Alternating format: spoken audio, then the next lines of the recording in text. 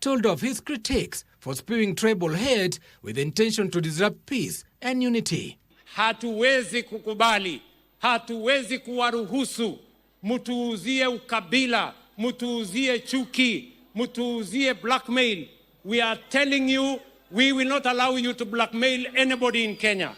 While condemning the death of Richo Wandeto, who died after a suspected petrol attack in Mwiki, Nairobi, the life of Rachel Wandeto will not go unanswered. You who call others traitors, you mwenye munawaita Wakenya wengine wasaliti. The president later visited Kwale County, where he inspected various projects, including the Kwale-Kinango Road, laying the foundation stone for the Kinango Modern Market and flagging off the 29 million shillings Kinango Last Mile Connectivity Project, which will connect more than 400 households to electricity. Giverson Minor, Prime Edition. Thank you, Giverson Minor, for that report. The Okoa Uchumi campaign is calling on the National Assembly to clear it down or to reduce or to scale down the 4.8 trillion shillings budget to match realistic revenue collections. Speaking on Thursday after a citizen town hall meeting on the Finance Bill 2026 in Nairobi, the group also petitioned the National Assembly to reduce the wage burden arising from government entities with duplicating mandates. The umbrella body that brings together 28 civic bodies said trimming the government's expenditure would greatly lessen the tax burden on Kenyans. After a citizen town hall meeting convened at All Saints Cathedral in Nairobi by 28 civic bodies under the Okoa Uchumi campaign on the Finance Bill 2026, there was a shift to the 4.8 trillion shilling budget. It was termed as astronomical, having exceeded its own 2026 budget policy statement by 69.3 billion shillings, hence exerting pressure on revenue collection. 4.8 trillion, 82 trillion is to be financed through taxation, projected to raise 2.986 trillion. In our view, this is highly optimistic tax revenue forecast given the declining economic growth as seen in the recently published economic survey by the Kenya National Bureau of Statistics. They faulted the budgeted 1.1 trillion shilling borrowing against the proposed development spending of 749 billion shillings, saying the excesses would fund recurrent spending in contravention of the fiscal policy. Domestic borrowing is projected to raise a whopping 900 billion, which constitutes 89.6% of the total proposed borrowing for the financial year 2026-2027.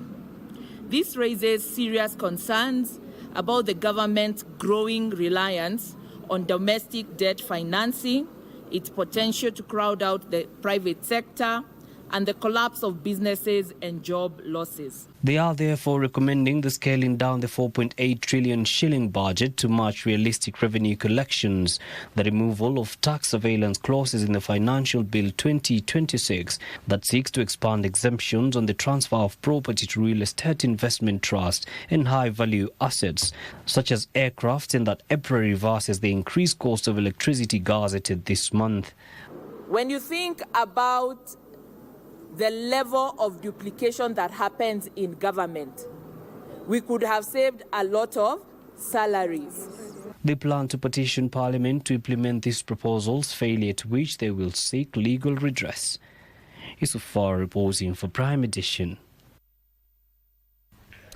Elsewhere, the government appears to have taken a more cautious approach in the proposed Finance Bill 2026, avoiding the sweeping tax increments that triggered nationwide protest in June 2024, while warning that the proposals could still increase the cost of living.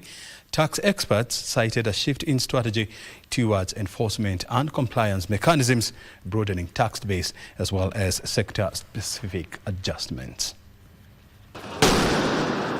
Smarting from the anti-finance bill protest that shook the country in June 2024, the government appears to have changed tact. Do some cleanups here and there, do some reclassifications of items, but strictly when it comes to introduction of new taxes or even increments, they are really kept at a minimum. At a bare minimum. Tax service experts say areas that will bear the Finance Bill 2026 burden include banks, digital economy, cryptocurrency, gambling firms, informal financing models, and import businesses.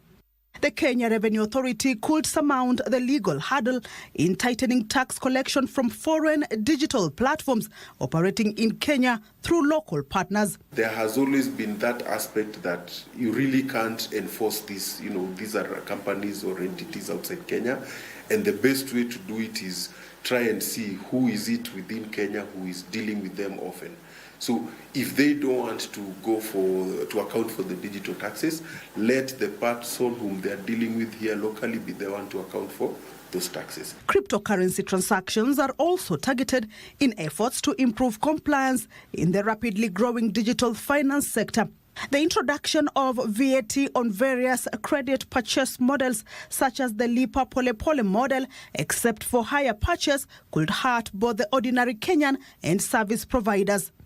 So what this bill is trying to do is it will now force these suppliers to either comply in terms of getting licenses under the Hire Purchase Act. Either you as the platform owner, M-Kopa is more of just the platform. The same is happening with all these Lipa Pole Pole, Lipa Mdogo, for the phones and all that.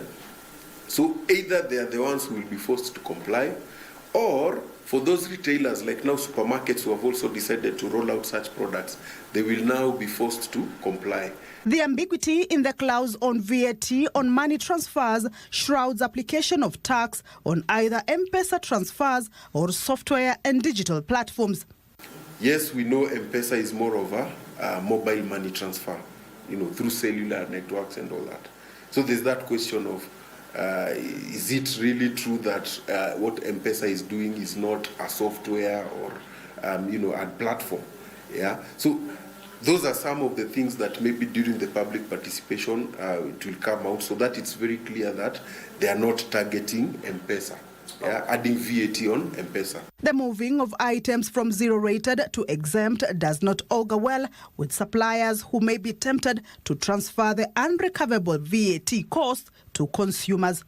But the moment you take it to exempt, it means there's no way that a supplier will be able to recover the inputs. So what will the supplier do? The supplier will definitely add this onto their prices. So even though they won't charge 16% VAT, but they'll just add them to the prices. Stakeholders hope legislators will keenly look at the proposals on the bill after its tabling next week before it comes into effect on July 1st. Kamche Menza for Prime Edition. Many thanks, Kamche Menza. And of course, remember, this is an ongoing debate, and you get all the details right here on KBC Channel 1. The incarcerated son of the late Nyeri County Governor Derito Gachagua has been granted a rare court directive allowing prison officers to escort him to retrieve critical documents which are concerning his father's multi-billion shillings estate. Jackson Kihara Gachagua, who has been serving a 20-year imprisonment at Manyani Maximum Security Prison in Taita Taveta County since 2019, said his detention was meant to coerce him into handing over the documents to his uncle, former Deputy President Rigathi Gachagua. Ruth Wamboi reports.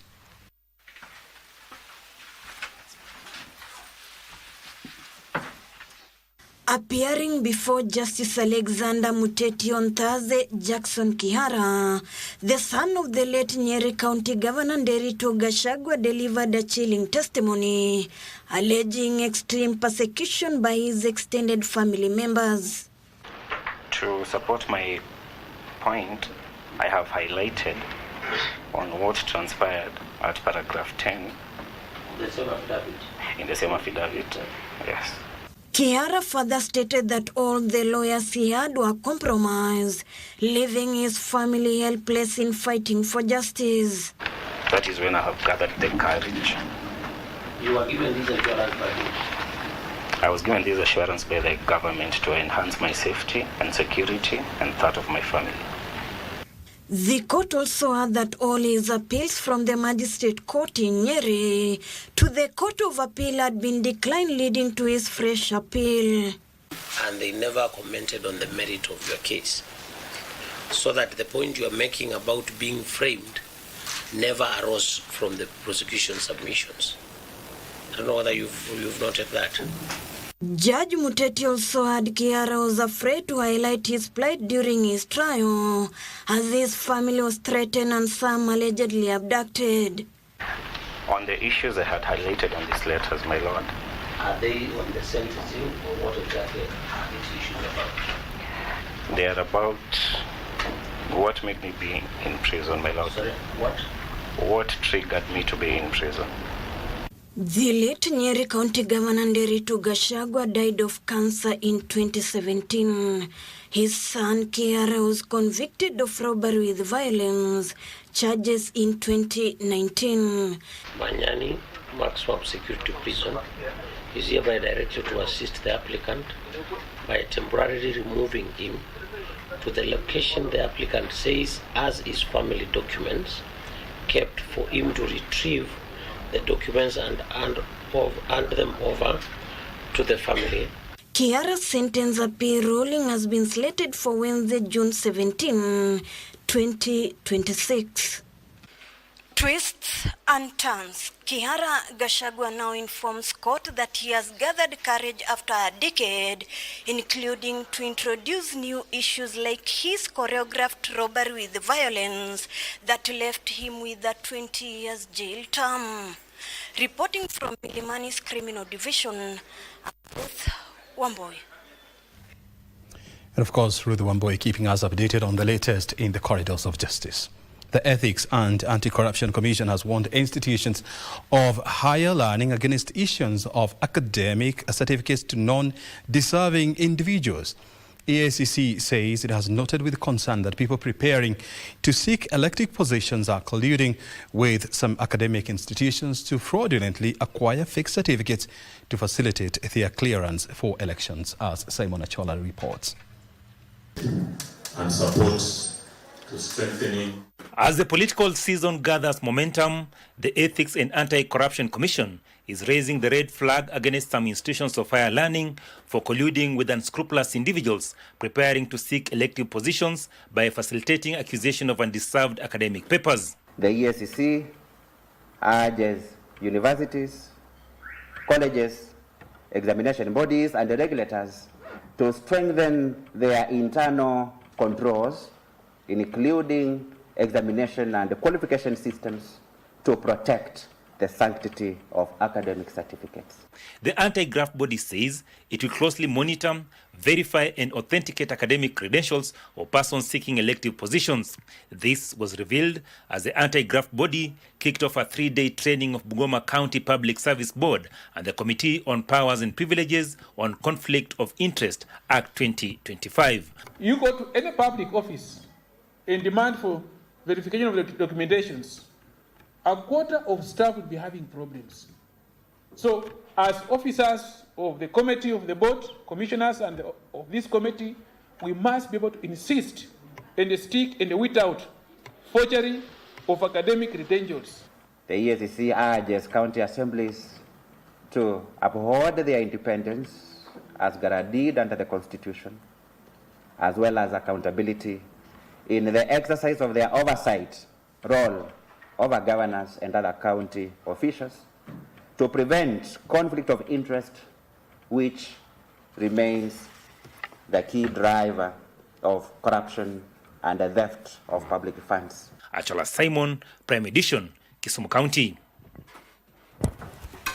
Thank you, Achola Simon in Kisumu. The government has intensified Ebola surveillance across border counties as the latest strain of the virus continues to threaten Uganda and the Democratic Republic of Congo.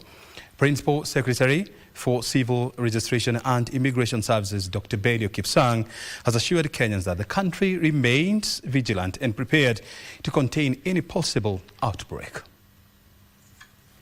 On Thursday, the Principal Secretary for Civil Registration and Immigration Services, Dr. Belio Kipsang, was in Busia County where he met officers of the National Government Administration. Dr. Kipsang later toured the Busia one-stop border post where he emphasized that the government has strengthened screening and monitoring systems at all entry points. There are surveillance that our officers from the Ministry of Health are doing at the border to ensure that adequate controls, adequate care, adequate procedures are put into place so that Kenyan people are not exposed in any way to Ebola and any other disease that may come that is cross-border in itself. The Principal Secretary reiterated the government's commitment to working closely with the health officials, immigration officers and security agencies in enhancing Ebola surveillance and public awareness campaigns in high-risk areas. So our colleagues from the Ministry of Health, the Public Health Department, are already adequately deployed across our borders so that the necessary care is put in place to ensure that we protect the lives of Kenyans. Kenyans have been asked to remain on high alert, observe hygiene and report any suspected cases. About 140 people out of 600 cases have succumbed to the latest strain of Ebola, including a person whose case was confirmed on Thursday in the South Kivu province. The impact of the outbreak is already being felt within and outside the continent. At the same time, the Democratic Republic of Congo has cancelled its pre-FIFA World Cup training camp in the capital Kinshasa because of an Ebola outbreak in the east of the country. In India, the Ministry of External Affairs has announced postponement of the India-Africa Forum Summit scheduled for next week in New Delhi. The World Health Organization has called the outbreak a public health emergency of international concern, but said it was not at pandemic level. The latest Ebola outbreak has been caused by a rare strain known as Bundibugyo. There's no vaccine yet, and the WHO has said it could take up to 9 months for one to be ready. Kasichana Masha, Prime Edition. Elsewhere, patients suffering from hemorrhoids, commonly known as piles, which are swollen veins found around the ano as well as lower rectum area, could even now have a reason to smile. This is after the Kenyatta National Hospital unveiled a new minimally invasive surgical technology for managing the condition. The hospital says the innovation could significantly reduce recovery time as well as hospital stays for patients undergoing an anorectal surgery.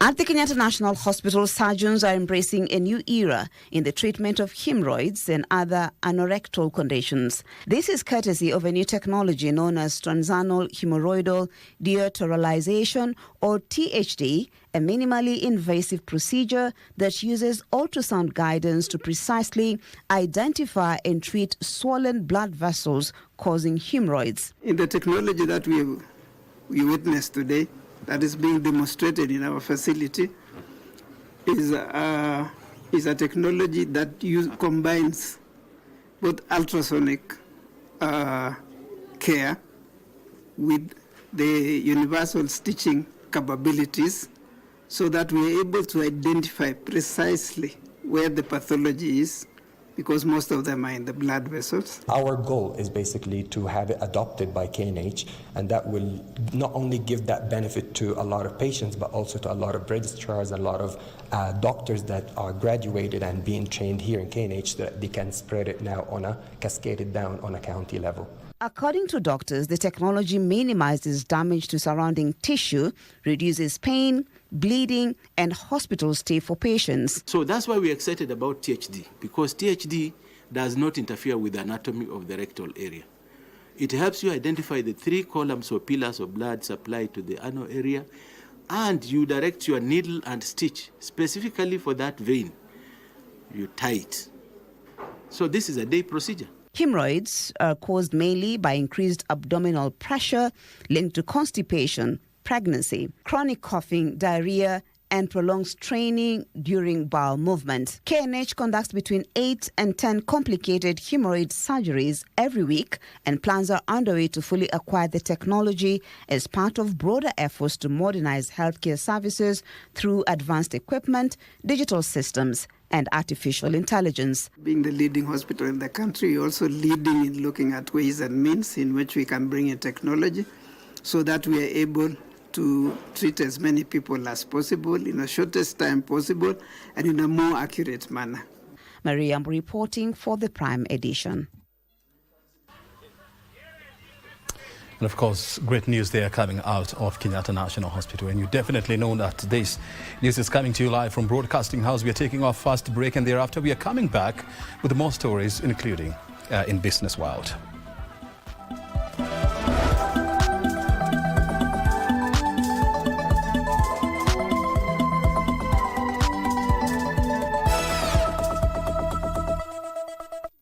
Kisha umefile KRA returns.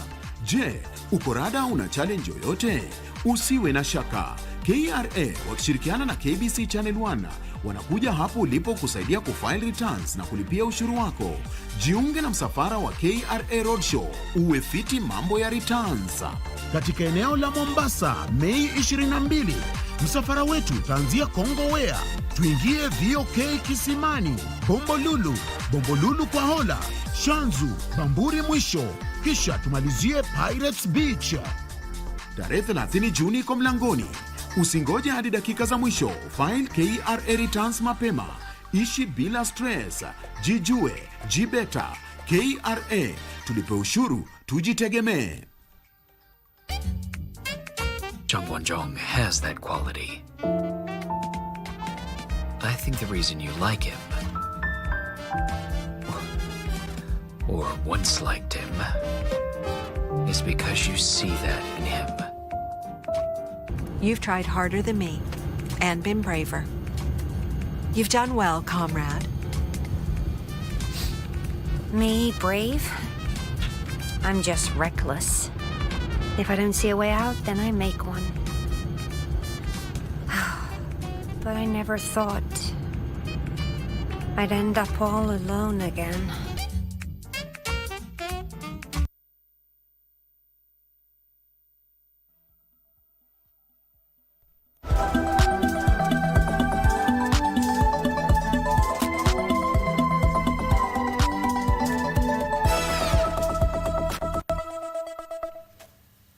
Welcome back. You're watching the Prime Edition with me, O'Brien Kimani. Residents of Irobo village in Shinyalu constituency, Kakamega County, are calling on the government and security agencies to launch investigations and take legal actions against a Nyumba Kumi official accused of raping and causing the death of a 31-year-old mentally challenged woman.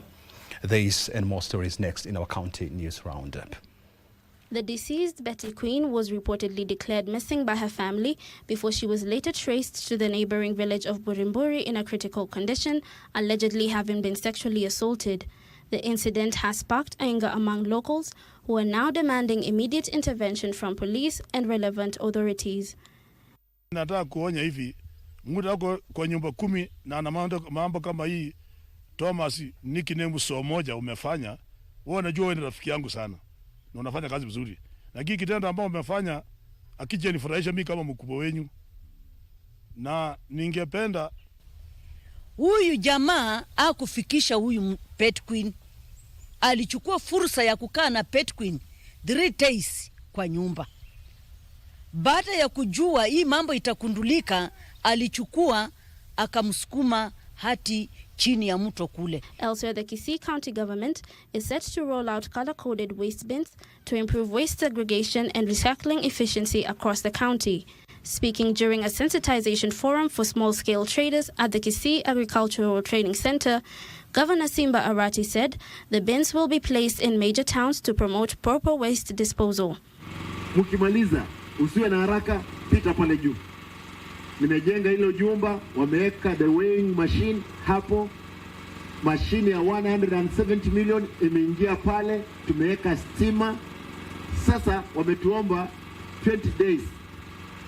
Uchafu ikikuja inaingia kwa machine ile ya kuwa compacted, inakuwa compacted, inawekwa magari, inaenda kuwa reprocessed. Meanwhile, in Kisumu County, residents of Kisumu City and its surroundings have been urged to attend the mental health medical camp to be held at the Lake Basin Mall compound in Mamboleo between Thursday, May 22nd and Sunday, May 24th. We are looking at having families, children, differently abled persons, the senior citizens join this walk. It is only 5 kilometers from the Lake Basin Mall to We Got Roundabout and back. Still in Kisumu, maternal health outcomes are set to improve following the donation of more than 30 motorcycles to a group of 60 women riders. The motorbikes are meant to facilitate the riders in transporting vulnerable community members to medical facilities. By the end of this year, we plan to have around 160 riders working in 4 counties. Kisumu, Siaya, Migori, Homa Bay. And we want to reach more women, providing safe ride. And these border girls are trained to provide free rides to these women. And the Orange Democratic Movement has vowed to fortify its strongholds through regular political meetings meant to chart a united front among party members and followers. The series of meetings in Kisumu sub-counties in recent days will culminate in a major political rally to be held at the famous Kirembe grounds on Sunday, May 31st. We invite everyone who believe that Luos should remain united, should unite. Those who believe that we need to work as a party, as a community, that we meet there on 31st.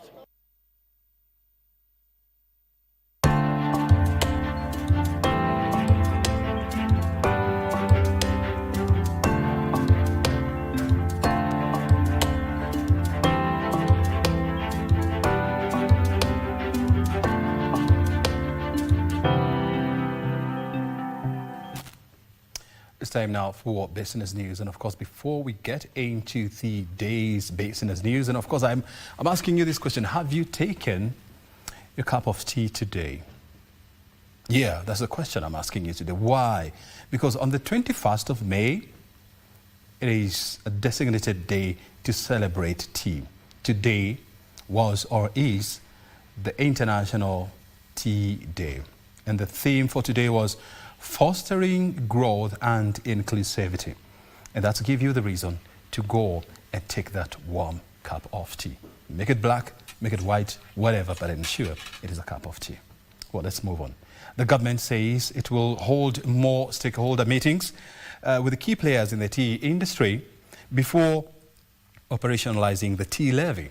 Agriculture Cabinet Secretary Mutahi Kagwe says if adopted, the tea levy will deal with reliance on exchequer funding on the operations of the tea subsector.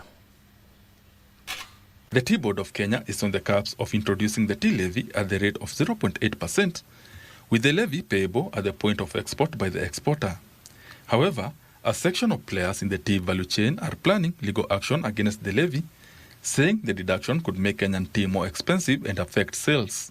Agriculture Cabinet Secretary Mutahi Kagwe now says the government is open to more stakeholders meeting to solve the levy impasse. And factory directors should not waste millions of tea farmer funds in unnecessary litigation on matters which they already litigated and consented to in April 2024. We shall continue engaging stakeholders transparently. Kagwe says the levy is key in raising funds to run operations of the tea board and key functions in the tea subsector, including branding and marketing. All countries that export tea, especially Asian countries, maybe Sri Lanka and all the other countries, they have a tea levy that is higher than the tea levy that Kenya is charging. The Agriculture Cabinet Secretary is further urging tea factories to put value addition plans and specialty tea lines to increase farmers' earnings. Every time you put tea in a gunia and we export it in a gunia, we are exporting our jobs. We are exporting our jobs to Europe. We are exporting our jobs to Asia. Benson Rioba reporting for Prime Edition. Thank you, Benson Rioba, for that report. Italy is making a strategic push into the East African region because of the booming technology, with plans to leverage artificial intelligence, startups and digital infrastructure to forge deeper political as well as economic ties with Kenya and the wider region. Duta Mukami with the details. Italy is positioning itself for deeper economic and technology partnerships with Kenya through the Just AI Everything ex-GTEC Summit held in Nairobi. The European nation is using the forum to strengthen ties with Kenya amid rising global competition for influence within Africa's technology and innovation space. It is about how to translate inventions into practical applications, how we can go from lab to fab, to concrete applications in a number of economic settings. And the 11 Italian startups that are participating in this tremendous exercise are all involved in the spheres of technology, of innovation, on very deep science. Kenya has emerged as a key technology hub in Africa, driven by mobile money adoption, startup growth, and increasing investment in digital infrastructure. Also, the average age here is very young, so very low, so people are very young and they are very keen in adopting new technologies, which is something that, of course, is very interesting for us. We know we work, let's say, in the border, let's say, in the frontier, but we see that this country is ready to understand our potential. Italian companies are scouting for business opportunities in artificial intelligence, climate technology and digital services through partnerships with Kenyan startups and innovation hubs.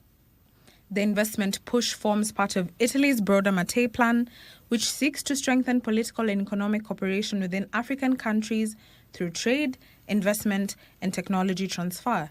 Open your eyes, because there are lots of opportunities for those who are truly talented, and Italy is offering a number of opportunities for them. Duta Mukami for Prime Edition. Thank you, Duta Mukami, with that report on Italy-Kenya's connection. Bankers and accountants are pushing for a reduced pay-as-you-earn rate across all bands. Speaking during stakeholder session on the Finance Bill 2026, Institute of Certified Public Accountants of Kenya and the Kenya Bankers Association said relief on pay-as-you-earn will increase the country's general purchasing power as well as increase borrowing among workers.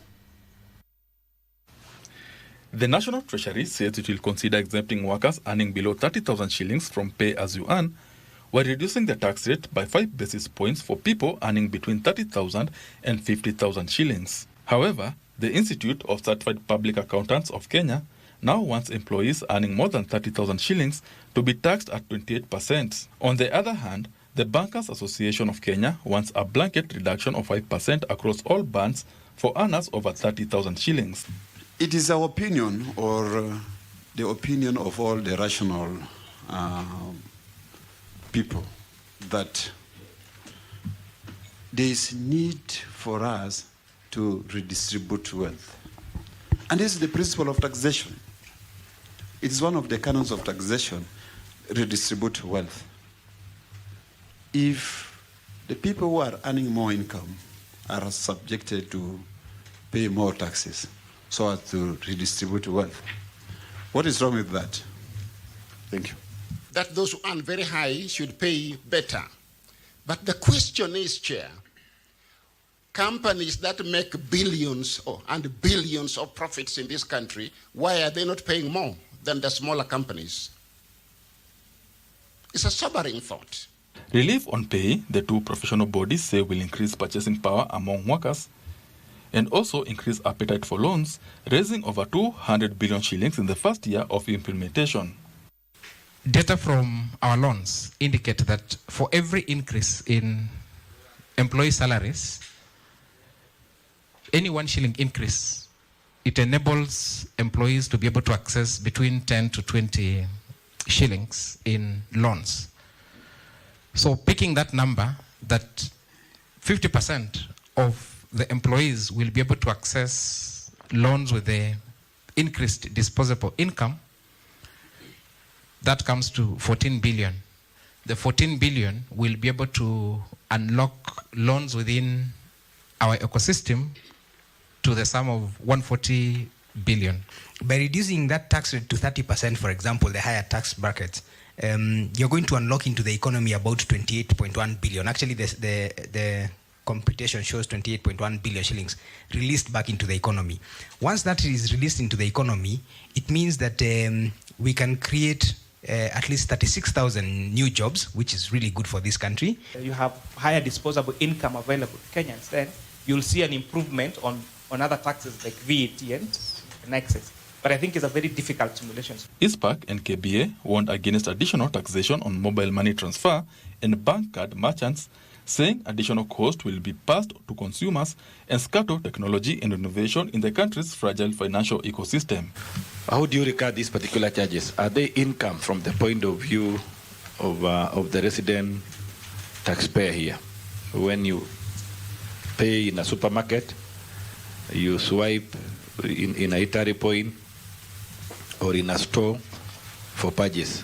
This particular charge, how do we treat, how do we regard this one? How do you reflect this one? So the merchant forgoes an amount. And the way withholding tax works is that the person who has booked that expense is the payer, they have the cost, and they're the ones to account for withholding tax. Benson Trioba, reporting for Prime Edition. More than 3,000 youths will undergo a business empowerment program to improve their engagement as well as entrepreneurial skills. The program by Coca-Cola Beverages Africa will train the youth on financial literacy and income generation opportunities. Coca-Cola Beverages Africa says the program plans to utilize as well as unlock economic opportunities for youth and create pathways to sustainable income. The Skills for Youth initiative is a 6-month economic inclusion program aimed at strengthening skills and enterprise readiness. Under the program, participants are skilled on how to build confidence, money management skills and entrepreneurship know-how. Nilisoma about savings. Nilichukulia hiyo savings na nikafanyia kitu possible, nikachukulia kijana wangu motorbike. So hiyo motorbike anajisaidia hata yeye na pia mimi napata kipato. The participants of this program are able to at least have a mindset shift. Then afterwards, we are able to work with them, empower them in their commercial ventures. Some of them, for example, it will be interesting for you to know that they are going to be our commercial partners. And it's that mental resilience, that emotional resilience, that is creating a great foundation for them for the future. Under the initiative, small peer hubs will provide mentorship and support with regular cafe sessions, fostering collaboration and track progress. To train more women in entrepreneurial skills, women make up to 60% of the participants, while at least 5% of their available slots have been reserved for persons with disabilities. We have a lot of youth, women, and differently able people who live amongst us in areas that are quite underserved. More than half of the beneficiaries are expected to pursue careers in retail services and recycling, bolstering local value chains. I learned that changing my mindset will enable me to change the way I think, and changing the way I think will enable me to network with people who will help me grow. One of the biggest shifts that we've seen is the move from dependency to interdependency. The program kicked off in January 2026 in the counties of Nairobi and Nakuru, with plans to expand to Makueni and Kisii as part of efforts to tackle joblessness. And concerns from consumers continue to grow over the unpredictability of electricity bills despite the existence of a fixed base tariff. The Kenya Power Managing Director, Engineer Joseph Sirol, attributes this to the increment in pricing structures where monthly electricity bills remain vulnerable to fluctuations in fuel prices as well as weather patterns. Kenyan households and businesses will continue to pay for more electricity following the latest tariff review by the Energy and Petroleum Regulatory Authority, EPRA. The review introduces additional fuel, foreign exchange and water-related charges that will directly impact monthly power bills amid growing concerns over the rising cost of living. However, Kenya Power Managing Director Engineer Joseph Siror says plans are underway to consider new proposals on the reduction in tariffs aimed at cushioning Kenyans. Engaging on what is called the floating barge, which is a gas plant which is going to be based in the sea. And what we'd only require to do is just to connect a transmission line into our grid, just to meet the imminent shortfall we might encounter in the near term should that generation not be there. So they are. Additionally, Siror says Kenya Power is fast-tracking investment pathways with new independent power producers following the lift on the PPA ban that had been enforced to add to the grid, while Parliament enforces wholesale price caps and mandates full ownership disclosures. We then must provide within our grid capacity to mitigate against the adverse impacts it would actually pose on the grid by virtue of them being tied. So those are the aspects that we're actually dealing with. But yes, there are a number of PPAs under discussion, a number of the small hydros, a number of the hydros. And we are really doing our best to ensure that we progress them. These emerges as the electricity retailer flagged off a fleet of electric vehicles, spearheading the country's e-mobility transition by expanding its electric vehicle fleet and establishing a growing network of public EV charging stations across Kenya. This is the transition that we really need to do. And if you are doubting that you do transition, might you, or your doubts of the support that you might get, we are here as KPLC to tell you, transition, and just tell us where you require the infrastructure. Ndotamokami for Prime Edition.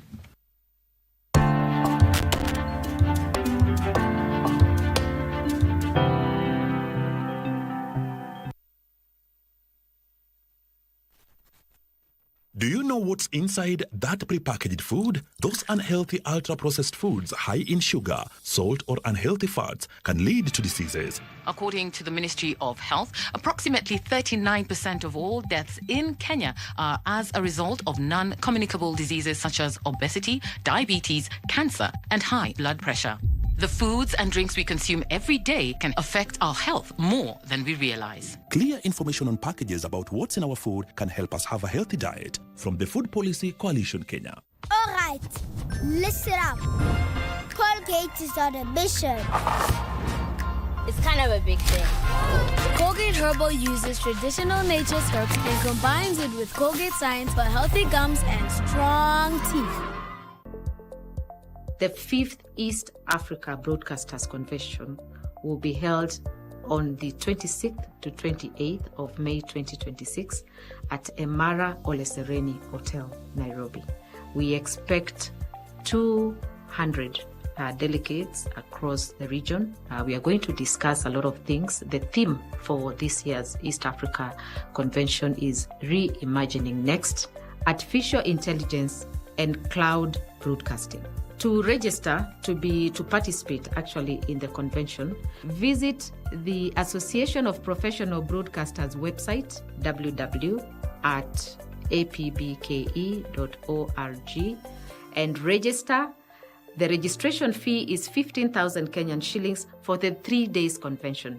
You are most welcome. Let us have conversations, connections, and make decisions that are going to shape the future of broadcasting.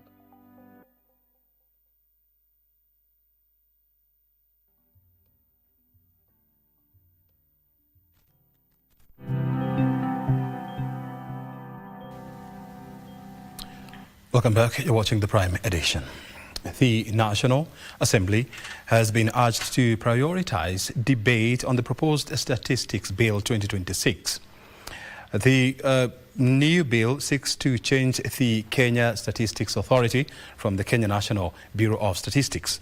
The bill is being driven by the Kenya National Bureau of Statistics, will empower the KNBS to conduct more statistical research for both the national as well as the county government. The bill seeks to modernize data management as well as align Kenya's statistical practice with the 2010 Constitution and international standards. The Kenya National Bureau of Statistics is currently conducting the public participation exercise on the new laws. Speaking during the engagement at the Kisii Agriculture Training Center, KNBS Acting Head of Legal Unit, Linda Oluwenyi, said the proposed law seeks to devolve statistics functions and provide sustainable financing for statistics at both national as well as county levels, thereby strengthening planning and resource allocation.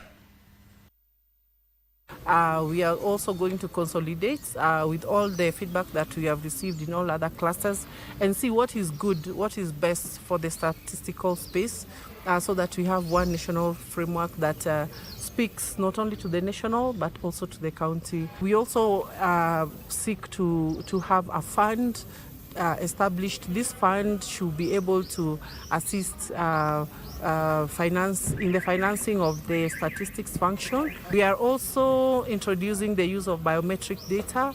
There have been challenges in the past, and this is a very well-informed decision after consulting our stakeholders and the larger NSS, so that there is use of biometric data while doing our population censuses. Elsewhere, the government plans to spend 1.2 billion shillings to digitize key intersections in Nairobi and surrounding counties. Under the plan, dubbed Nairobi Intelligence Transport System, it will oversee 125 junctions within the Nairobi metropolitan. Allow me to take that. The government plans to spend 1.2 billion shillings to digitize key intersections in Nairobi and surrounding counties. Under the plan, dubbed Nairobi Intelligence Transport System, this will cover 125 junctions within Nairobi Metropolitan. Roads Principal Secretary Engineer Joseph Mbogwa has said that the plan will also involve replacing several roundabouts with synchronized signal systems. The new plan is expected to be completed by June 2029. Traffic jams are a major economic drawback for the Kenyan economy, with the World Bank estimating that it causes between 20 to 30 billion shillings annually on wasted fuel and productive time. To ease the burden, the government of Kenya, South Korea and China have been working on an integrated intelligence signal system to deal with endemic traffic jam in Nairobi and surrounding counties of Kiambu, Kajiado and Machakos. The road safety, drainage failures, technological and performance gaps, and the growing impact of climate change. Ladies and gentlemen, climate change has introduced a new reality, and as engineers and technicians, the project will see the government spend 1.3 billion shillings in the financial year 2026-2027 to complete Phase 1 targeting the Nairobi Central Business District. Our infrastructure and transport systems face a myriad of challenges requiring research-driven responses. Roads Principal Secretary Engineer Joseph Mbogwa says the plan also involves replacing major roundabouts in Nairobi with synchronized signal systems that are powered by artificial intelligence. Speaking in Mombasa during the inaugural International Research Conference organized by the Kenya Institute of Highways and Building Technology in Mombasa, Engineer Mbogwa lauded the digitized weighbridge operations, which have strengthened axle load enforcement and helped protect road infrastructure that the government has heavily invested in. When the environment changes the road, the designer must change the structure. We must rethink standards, specifications and mitigation measures with scientific precision. Lang'ata Road and Limuru Muthaiga Road and Moi Avenue Kenyatta Avenue Junction are some of the intersections planned for upgrade. Reporting for Prime Edition, I'm Joy Naomi. Thank you, Joy Naomi, for that report. Kisumu County is ramping up water or efforts to boost access to clean water in rural areas, aiming to improve last-mile connectivity from the current 55% to universal coverage. Among major projects, the effort is completion of the stalled Paga Water Project, which officials target to operationalize within the next 6 months. Completion of the first phase of the project is expected to bring clean water to 16,000 residents across 3 sub-counties.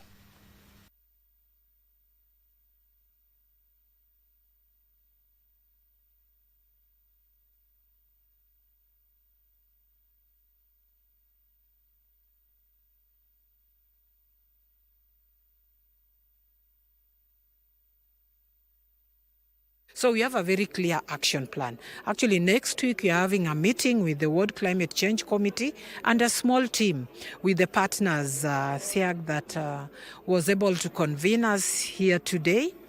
So we want to clean up any other matters that are there, and then we can proceed with an advertisement. It's a competitive advertisement, a competitive bidding, and then identify somebody with capacity to be able to work on this project. So we are targeting like 6 months, but maximum 1 year.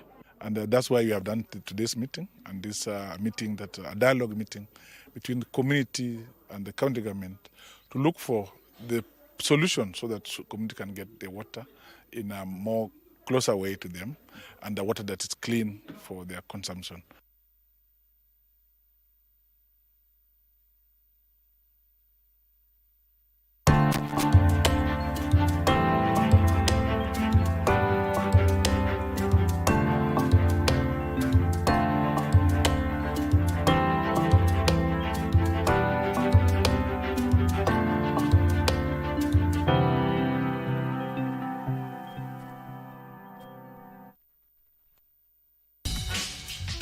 He was gliding down the street on his skateboard when he fell and in a moment was somewhere beyond this world. What he saw didn't just surprise him, it shook him to his core. Like a hand right out of a glove, I found myself looking down at my own body, but it wasn't me. The good news of the world is Jesus Christ, right? Yeah. And it's hard to talk to people about that. But you bring out a soccer ball and you do some clinics and you bring out some food and, you know. And I said, what will happen to the children? She said, we have no other place to go, and therefore they'll be returned to the streets.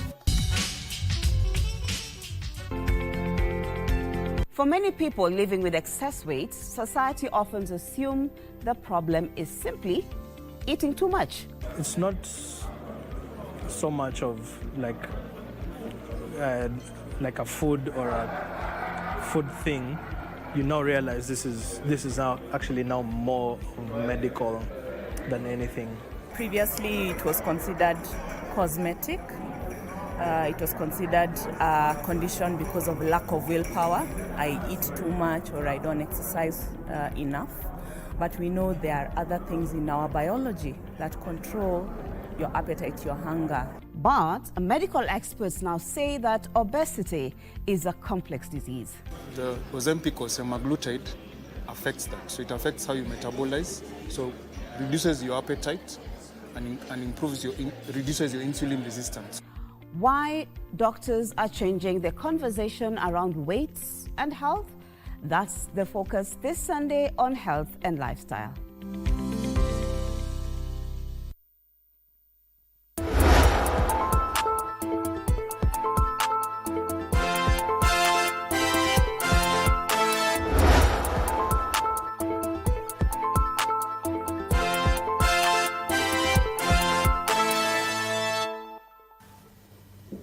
And it is now time for sports, where Kenya's junior starlets will face Uganda's teen cranes tomorrow at 4 p.m. in a highly anticipated first leg second round of the FIFA Under-17 Women's World Cup qualifier at the Fufa Stadium, Kaliche in Kampala. The match will renew the growing rivalry between the Kenyans and Ugandans, as both teams fight to advance to the final round of qualifications, where 4 slots will be up for grabs. Junior starlets, who eliminated Namibia 7-1 in the first round, held in their final training sessions today evening, looking forward to register an away win to give them an advantage heading into the second leg in Nairobi on the 30th of this month. Another heavyweight match will pit Senegal at home to Cameroon in Dakar, with the remaining teams taking to the pitch this weekend. The FIFA Under-17 Women's World Cup will be held in Morocco from the 17th of October to the 7th of November, and the junior starlets are determined to make their second appearance after their debut in 2024 in the Dominican Republic.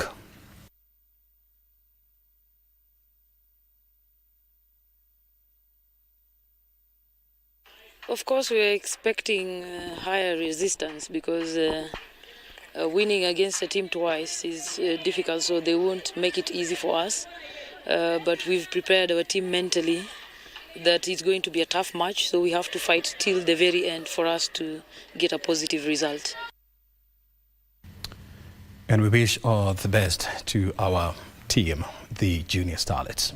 The 5th edition of the Nairobi City Marathon, set for the 7th of next month, has attracted over 17,000 runners in the 4 different categories. The marathon will feature the 42-kilometer full marathon, 21-kilometer half marathon, as well as 10-kilometer run and 5-kilometer fun run.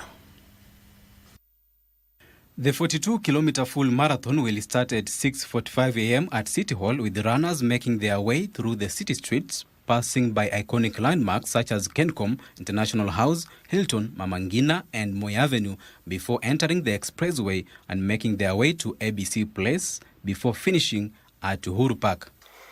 But the 17,000 runners is not the only headline today, because this year the Nairobi City Marathon is also proud to announce an elite field that will take your breath away.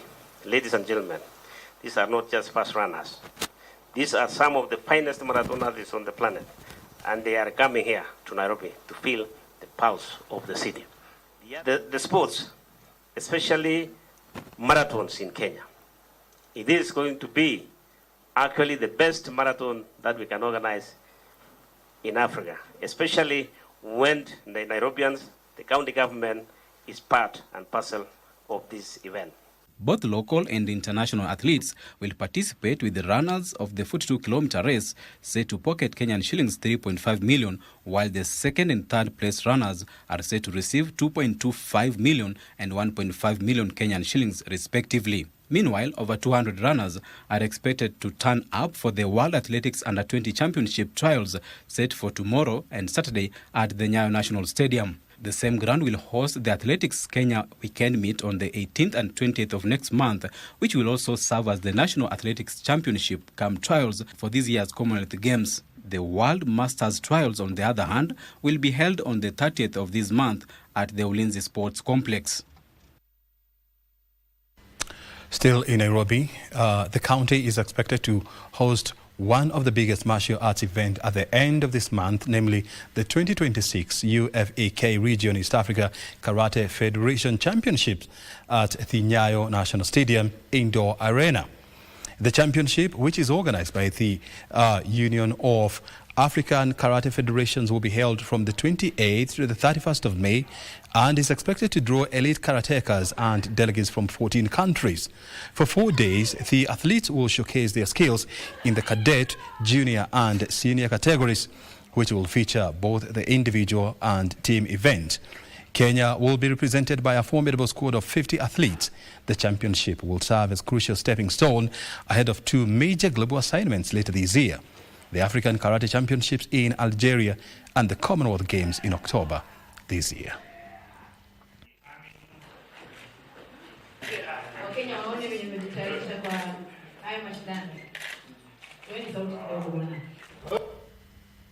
On to marathon, where the 2-time Olympic marathon champion Eliud Kipchoge headlined Sunday's Cape Town Marathon in South Africa in a bid to become Africa's first Abbott World Marathon major.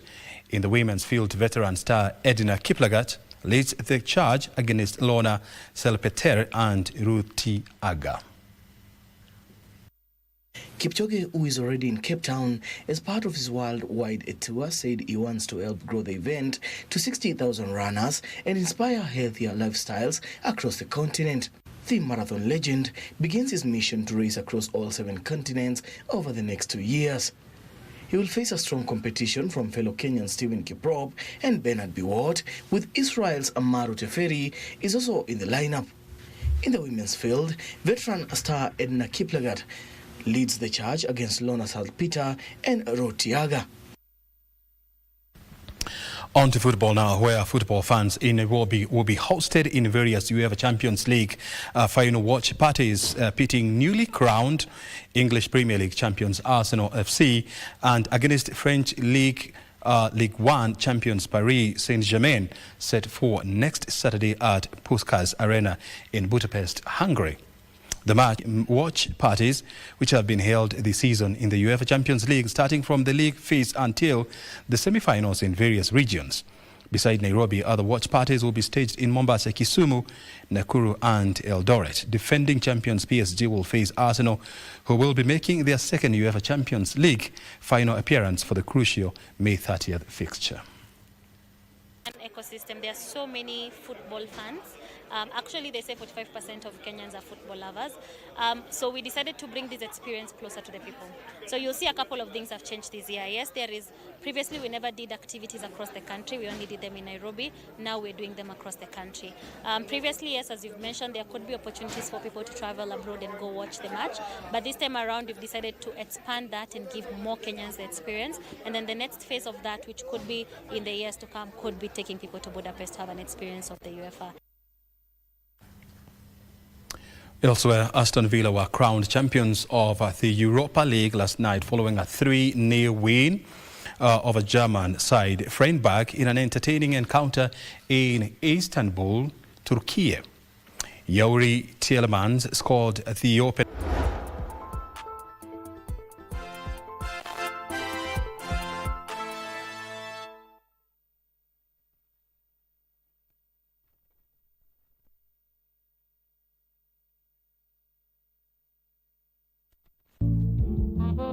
Wewe wahitaji watatu ili kukamilika. Mimi nahitaji wawili. Wewe pia.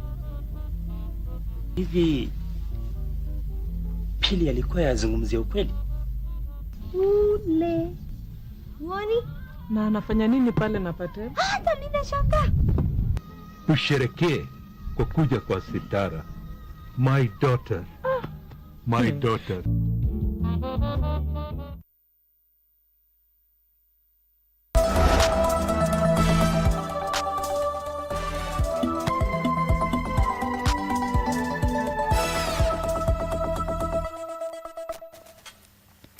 I know you must be wondering, hey, today is a Thursday and I haven't watched Magical Scenes. You're right, because it's coming up now. Well, this week on Magical Scenes, we take you to Masai Mara in Narok County, a destination where vibrant Maasai culture comes alive under starlit skies and wildlife are easily spotted, as explained in this week's episode of Magical Scenes with Irene Muchuma.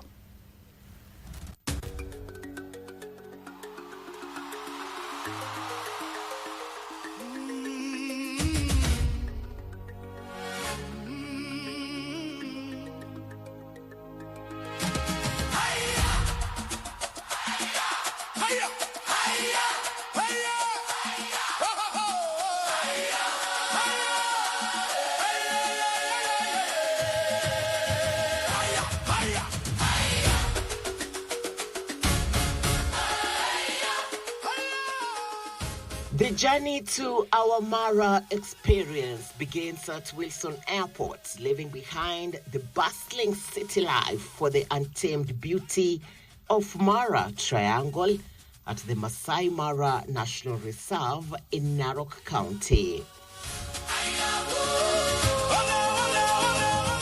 95% of our passengers are international. The locals are coming up, but not yet. You find that international tourists are most of our passengers. We are very open to everyone. We want everyone to fly and experience a flying safari. So you start seeing the animals even before you land, and therefore start enjoying your safari from the air. In 40 minutes, we landed at the Kichwa-Tembo airstrip in the Mara, a destination where nature's magnificence unfolds in every direction. Do you see that? With binoculars, you can even see the details. Yeah.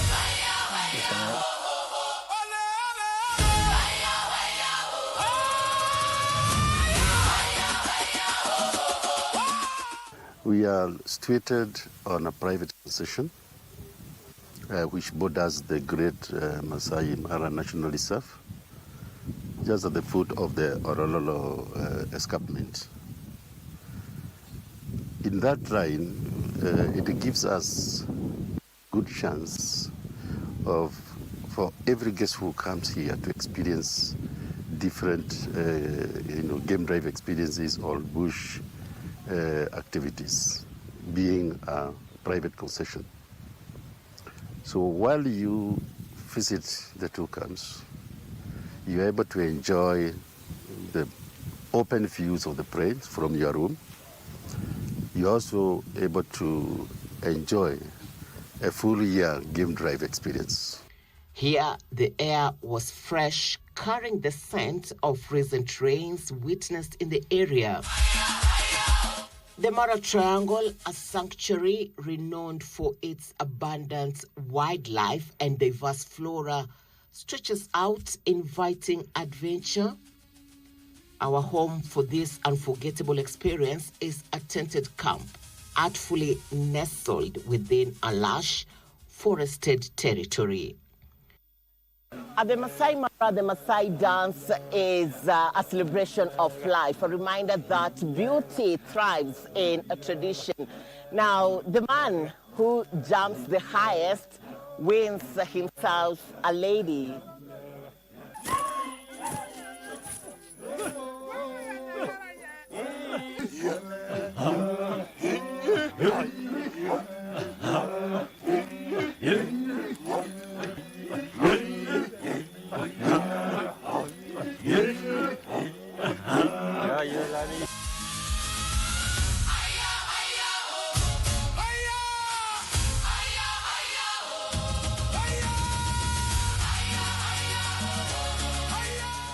During game drives, the drama of the wild largely plays out in real time. The recent rains rejuvenated the landscape, making wildlife sightings easy and a thrilling occurrence as animals graze and roam across the plains. Mchuma Odim, magical scenes in the county of Narok.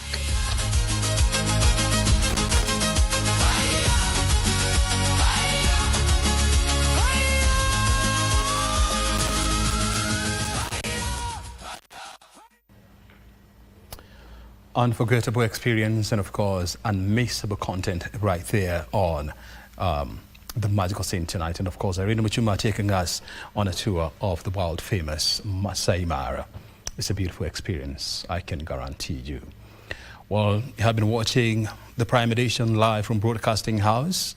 Of course, on our interview segment today, we are talking to Irrigation Principal Secretary Ephantus Kimodo.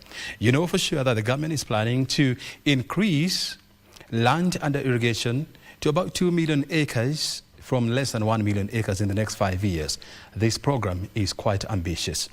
He talked to our reporter Abdi Aziz Hashim, and that content is coming up.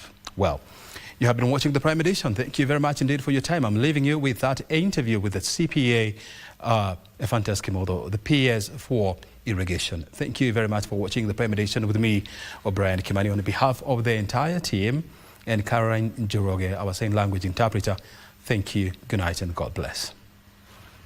Our keen focus today is about the smallholder irrigation program that is currently being implemented by the State Department for Irrigation. Our focus is how this particular project is being financed and, of course, how the smallholder farmers are aggregating to this particular program and how it will impact them in the production line and also boost food security in this particular country. Who better to talk to this particular initiative than the Principal Secretary, the CPA, that is Ephantus Kimodo from the State Department of Irrigation. PS, thank you for joining us. And maybe, PS, we can start off by telling us an overview of this particular program.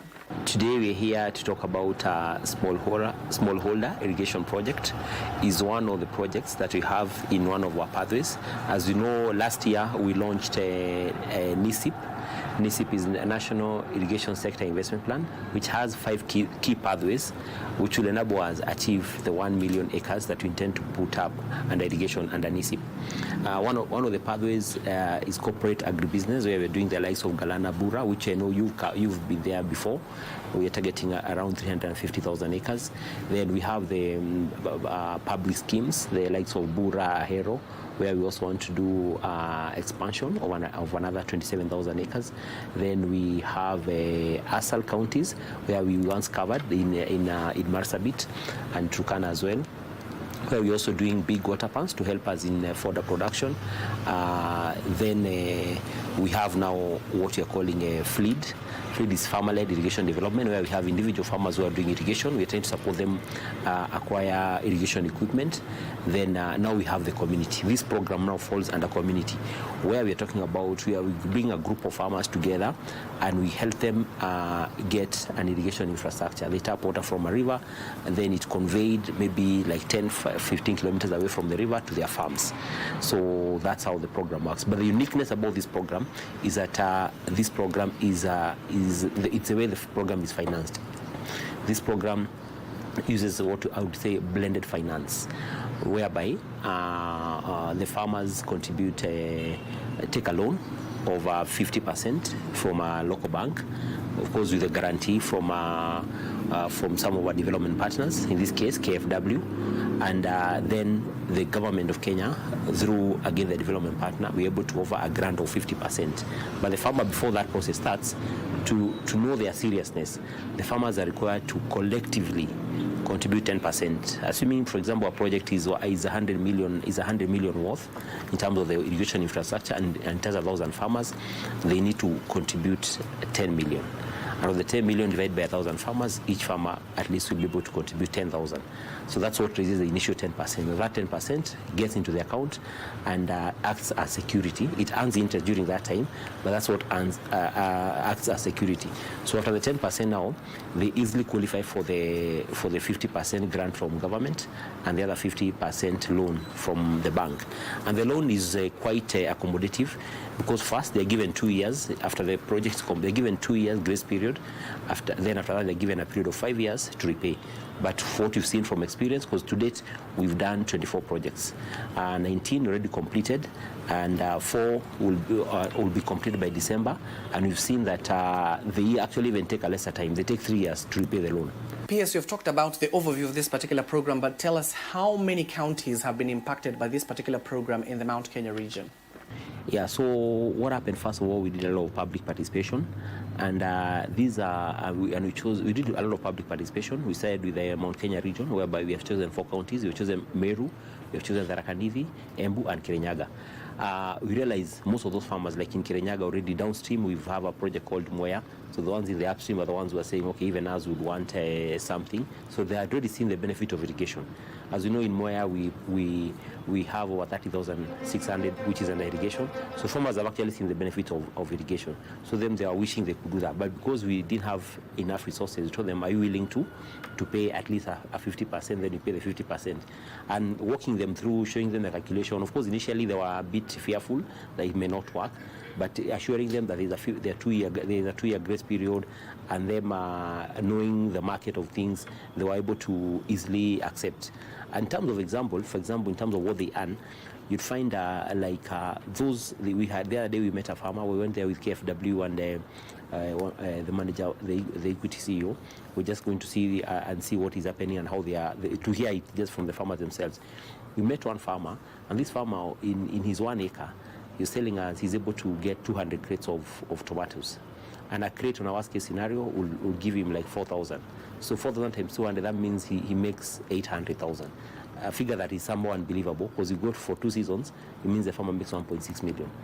Yet before that, he was doing maize, and maize was generating 15,000 per year. So that's just how the impact of irrigation is. But of course, any other average farmer would make around maybe 100 crates of tomatoes, for those who are doing tomatoes, at an average of 4,000, so that gives you 400,000. So in a year, it's an average of 800,000. So that's what you find. If this farmer had taken a loan, they're easily able to pay back the loan even in a lesser period, than the 5 years which they've been given. And how have you been able to rely on the strengths of the people of Mount Kenya to grow crops that will return high yields? Okay. First, what has worked in the smallholder. Basically smallholder, or even general community irrigation projects. High value crops are the ones which make a lot of sense to the farmers. In the public schemes, where the farmer does not own the land, you find now the food crops also work now. That's why you have rice, maize, and the likes. But for where you are putting a little bit of an investment, the other crops may not work. That's why you find the focus is more on the high value crop. But again, also it depends on the soil of the area. So that's why in this case, maybe they prefer things like African leafy vegetables, tomatoes, and the likes. At least those high value crops, that's what makes, which also has a higher turnaround. Within 3 months, 4 months, you've sold and you have cash flow. PS, given that you have implemented this particular program and it will come to an end in the Mount Kenya region this December, what are some of the challenges that you have able to experience in the implementation of this particular program? I think one of the challenges is the issue of water. You see, you find that upstream users will always get water first before the downstream users. So, and that now was resolved by having some committees. You have some, they have the irrigation water user associations. They also have cooperatives. So we have committees, which now these committees are able to manage that allocation. Then also they have employed a professional manager who is able to come up with a crop rotation, and that crop rotation now works in a way. So we know that at times the upstream will use up to this time, then the downstream up to this time. Yeah, so that now has somehow worked and is no longer a big issue because the crop doesn't need water throughout. The crop just needs water at a particular time. Then also we're also advising them on the issue of things like drip irrigation, which enhances water efficiency. It makes sure that every drop counts. Now, talking about the success in those particular counties you have mentioned in the greater Mount Kenya region, are we likely to see this particular program being implemented in other parts of the country? Yeah, we've been trying, and actually right now we've just finished a mission in Western region. We've covered all the 6 counties in the Western region, and we've been telling them about the success of this particular project, and we've engaged the county leadership, and most of them are willing to plug in the project. The issue now is just a sharing ratio. They're saying probably they want the government to give a grant of 90%, then the farmers get a loan of 10%, some are saying 20%, then government gives a grant of 80%, some are saying they contribute 30%, then 70%. But now we just need to bring all of them together and align on what the percentage. But most likely, maybe you might find yourself going on our best scenario will be 30-70, but from our discussion we'll see what happens. But we'll be, again, Western region is good because there's sufficient water, there's a lot of water, and there's a lot of land. So that is the area now we are focusing on at the moment, and we're hoping we'll be able to work out on that very soon. The bank, the development partner, is willing to work with us in that journey so that we can open up that other region. And this program well aligns with the new way of doing things. As you know now, resources from government, taxes, the issue of development partners' money is all somehow becoming less and less over time. So one way to address this, which actually this was envisioned under NISIP. Like you look at NISIP envisages to put 1 million acres, and that 1 million acres will cost us 600 billion. For the 600 billion, we have clearly outlined that 9% will come from government and development partners. 61% will come from private sector. So this actually is a perfect example of how we've envisioned catalyzing private sector. Because the minute you put in money from the government and development partner, you de-risk the project. So it becomes very easy for the private sector to actually plug in and bring in their money. So this project actually aligns with that element of attracting private sector investments in irrigation sector. The other thing about this project is the sustainability. You find sustainability of any infrastructure project comes when people pay operation and maintenance, because any infrastructure, as long as it's operations and maintenance, then you're able to sustain it. So farmers here pay 300 shillings per farmer, and also when they sell the crop, there's a small deduction which also goes towards that kitty of operation and maintenance, and that kitty is now able to employ the manager and also the plumbers who are able to maintain that infrastructure system, and also are able to help aggregate the farmers in a way so that they can be able to also market their produce. Because again, after doing the production managing the water, doing production, the next big thing is market. And once you get a collective market, then again you're able to negotiate good prices, and that alone now makes the project also viable. So the sustainability element in this model has been key, and as you know, our natural resources are scarce. So the more we live with them sustainably, then we manage them sustainably, then the better. The other thing is about ownership. The minute a farmer is putting their own money, where we put 100% contribution by the government, we've seen some laxity in the farmers. We've seen some laxity even in the production itself. So here, because the farmer know they've taken a loan, they're a bit aggressive. They are also keen on how the infrastructure is being done. They are actually the managers. When the construction is happening, they are keen, they follow up, just making sure the whole structure, everything is right. Because at the end of the day, they're the ones who are going to pay. So we've seen that level of ownership from the farmers, which is quite encouraging. Then again, also they're also keen on the market. Although the other challenges, you mentioned about a challenge. That challenge you've seen is the situation whereby farmers, when you do a produce, then you get some brokers. Some brokers come and say, "Oh, I can give you a better price than this." So to avert that, they have come up with an agreement whereby every farmer must, for example, the farmer I gave an example of crates, is doing 200 crates.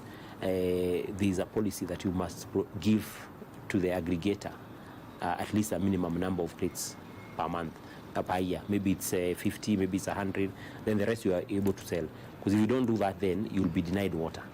So that's some of the implications. So those are some of the challenges. You always get some brokers who will come and give you a better price, who have actually not been part of the journey. And sustainability is the question here, PS. How can you ensure that the program is sustainable to ensure there are long-term benefits at the end of the day?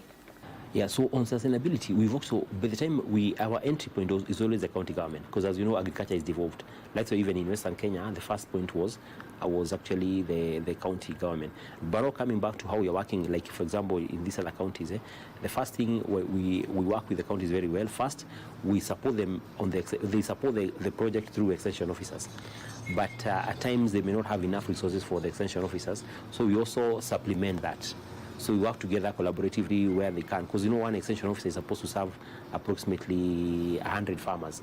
So you find a project at times, maybe if it has 1,000, you may not be able to have 10 extension officers there for you to really be able to work well and give proper extension services, which will ensure maximum output. So we supplement that. But you've seen some counties like Embu County, they even came and supported the project with 8 million. One of the projects called Gatene, the governor came and saw how the project is effective, and from the county government himself, he came actually and supported the project with 8 million during the construction phase. So that means there was a co-sharing also. There was like a grant from GOK, a grant from county, and now the loan from the farmers. Yeah. So now and that now boost the project. So in terms of acceptability from the Western Kenya, it's much easier because now we have a case. We have an example, we have a pilot so we just want to do a benchmarking trip. Once we agree with the governors, we want to do a benchmarking trip.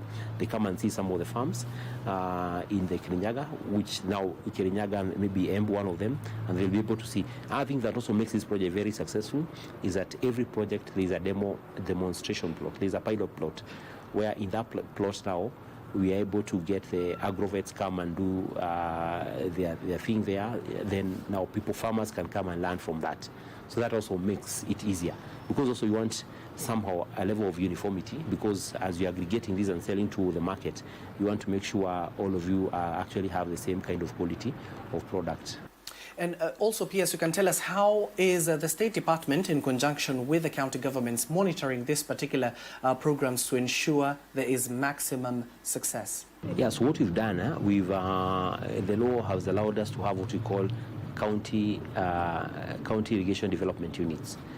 So in these county development irrigation units, we have both people from county, from the water sector, from the agriculture sector, who come and work with the farmers, and at the same time they give us data. So as here in the head office, we have a system called an IT system called national.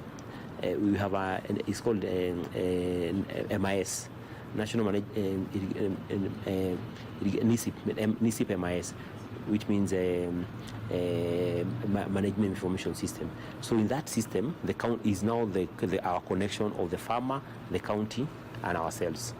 So that's how we're able to monitor what's happening with the farmer. So when you see a particular farm is having challenges of production, then we're able to we can quickly be able to see that, and we're able to discuss with the county and the farmers and see what are the interventions that are needed in that particular area.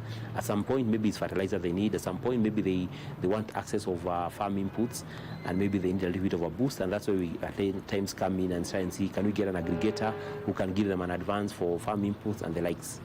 At times, maybe there's a major breakdown in the water infrastructure, which cannot be addressed by the normal O&M. So in such situations, we'll come and do an intervention. Let's talk figures. How much has the government been able to allocate to this particular project to ensure it is success?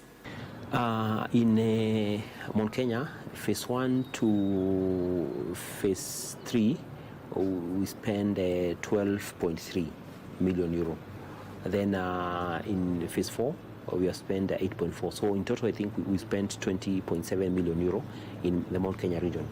On the western region, initially we had proposed to have 3 projects, which were coming to around 35 million. But now, after the engagements, we've come up with the 7 counties. So from the 7 counties, our initial proposal is 85 million euro because they have a bigger coverage. But that is still a negotiation, which we're hoping to get the certainty anytime soon. Yeah, but that's a figure we're estimating. And also, food security is very key. How will this program ensure there is ample food security in the country? Yeah, so one, in terms of, like I said earlier, like the farmer was giving an example, that I give an example in terms of money. He was giving us, he was producing 15,000, but now he's doing over 800. So that means that this farmer is able to, by the time you're doing 200 crates, you're able to address food security in 2 ways. One, you're able to sufficiently produce enough for yourself, and also you're also able to produce enough for others. So, and at the same time, the farmer now is also able to create many other business opportunities.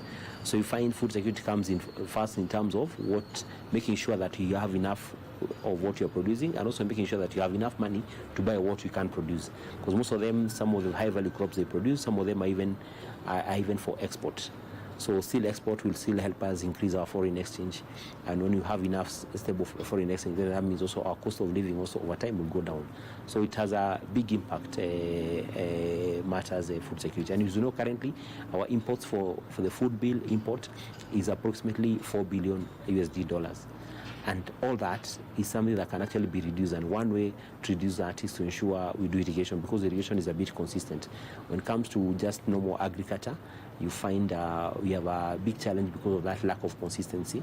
And some of these high-value crops and some of the crops require a lot of water. So with irrigation, you're assured of that, and that already by itself assures you of food security. And now when you support it, these are the interventions we talked about, market linkage, support from farmers' input, then we're able to sufficiently utilize our resources, that is water and land, in an effective way, which addresses the issue of food security completely. But apart from food security, irrigation also addresses the issue of exports. It increases our exports. Then apart from that also, irrigation creates a very good base for raw materials for our KIPes, our manufacturing industry, like the county irrigation industrial parks. We've seen a situation whereby most of the investors who have come to invest in the KIPes are saying they want to do agro-processing. But they're only comfortable to do agro-processing in a place whereby there is irrigation. Because they know a place that has irrigation, they'll be assured of consistent raw materials being supplied to their areas. That's why we find now, like the PS Industrialization now is happy to work closely with us on where we're doing our irrigation schemes and set up the county industrial irrigation parks. Thank you. And maybe what advice can you give to a smallholder farmer, given that you clearly stated that you're targeting Western Kenya right now? First, the advice I can give to a smallholder farmer is actually to know that irrigation is a business. It's no longer, irrigation is not like subsistence farming. Irrigation is a business, and that's why you're also putting an initial investment. Even if it's 10%, 20%, just know that irrigation is a business. Once you change the mindset, that's it. Now, you've just heard about the smallholder irrigation program that is currently being implemented by the State Department for Irrigation, and how beneficial it has been not only for the people of those particular counties that were targeted within the Mount Kenya region, and how it will contribute to the country's food security and the irrigation plan of this particular administration. Now, you've just heard from the Principal Secretary that this particular program will be heading over to the western part of the country. We'll wait to see how fruitful it will be there as well. From my end, my name is Abdiaziz Hashim for KBC Channel 1.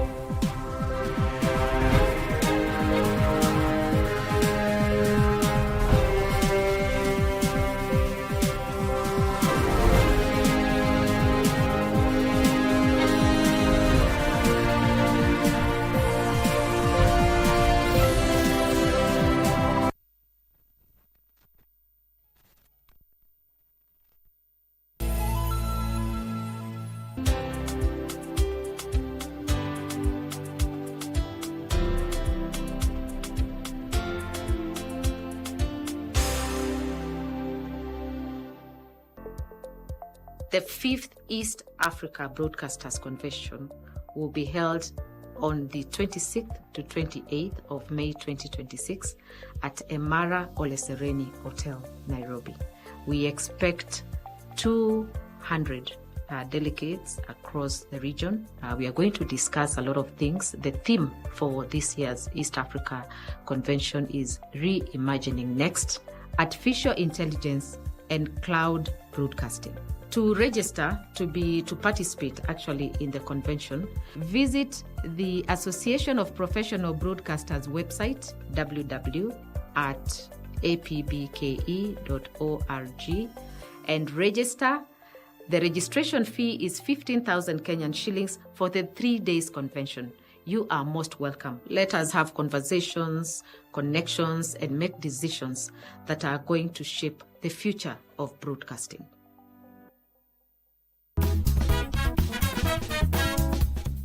Looking for sisterhood, craving solidarity, ready for a space where every woman belongs? Then Dada's Show is the show for you. As we discuss real issues, support one another, and celebrate womanhood the Dada's Show way.